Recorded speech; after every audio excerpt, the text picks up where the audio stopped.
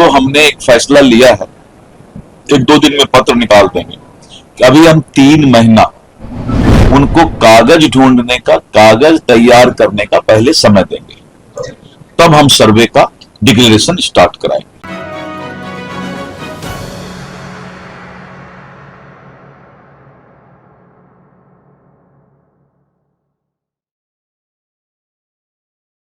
तो हमने एक फैसला लिया है, एक दो दिन में पत्र निकाल देंगे कि अभी हम 3 महीना उनको कागज ढूंढने का, कागज तैयार करने का पहले समय देंगे, तब हम सर्वे का डिक्लेरेशन स्टार्ट कराएंगे।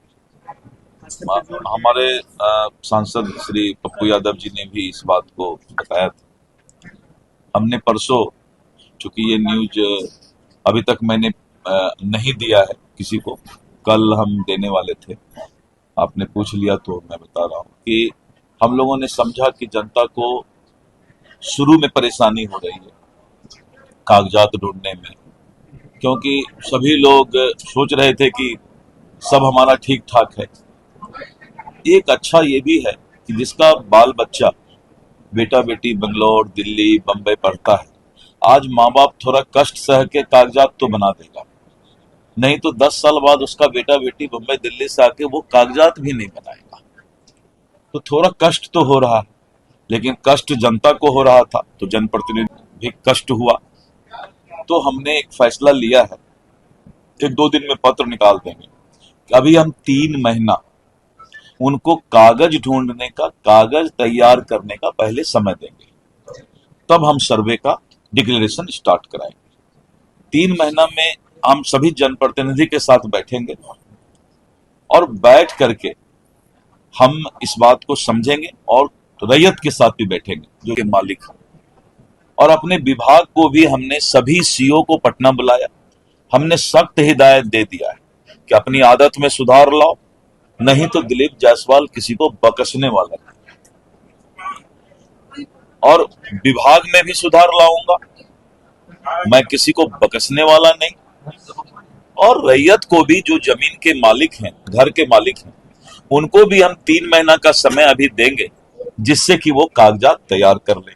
कैथी लिपि को लेकर, कैथी लिपि के लिए मैंने कहा कि कैथी लिपि का भी ट्रेनिंग बनारस और सारे लोगों से, क्योंकि एक आदमी उर्दू नहीं जानता है, कैथी नहीं जानता है, तो कल जो कैथी जानने वाला है दूसरे पार्टी से 50,000 रुपया लेकर के गलत पढ़ दे तो एक आदमी के साथ तो अन्याय हो जाएगा। तो वो भी एक समस्या था। तो हमने अपने अभी हमारा जो है करीब करीब 100 से ज्यादा अधिकारी इसका विशेष ट्रेनिंग कैथी लिपि का ले रहे हैं, और रैयत से कोई गलत नहीं बता दे, इसलिए ओ या हरसई दुर्गई कैथी में कैसा होता है उसको हम डिस्प्ले करेंगे, जिससे कि वो मिला भी ले कि ये आदमी सही कैथी बोल रहा है। तो प्रत्येक सीओ ऑफिस में हम मुखिया को, सरपंच को, सब जगह वो एक भेजेंगे कैथी लिपि का हिंदी में और कैथी क्या होता है। तो ये सारा चीज करने में समय लगता है। तो ठीक इनका भी आया था ये विचार, मैं देखा इनका जब भी कुछ आता है तो सिंहेश्वर स्थान के लिए बोले, मैंने तुरंत ये किया, राजकीय उसको ये करना था। इनका आया तो ये जनता से चूंकि जुड़े हुए हैं तो हमें लगा, बहुत जगह और भी बहुत जगह से खबर आया। तो अभी हम 3 महीना के लिए जनता को समय दे रहे हैं। सर्वे होगा, सर्वे इसलिए होगा कि जमीन का एक बार अगर भविष्य तय हो जाएगा तो थाना में 60% विवाद रुक जाएगा।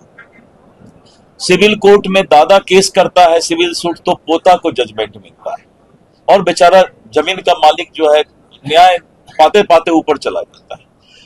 बंगाल ऐसी जगह में जहां कम्युनिस्ट का शासन जिस वक्त था 10 साल पहले, सर्वे हो गया और बंगाल में सारा चीज डिजिटल है, उड़ीसा में सारा चीज डिजिटल है, मध्य प्रदेश में डिजिटल है, सब जगह डिजिटल है।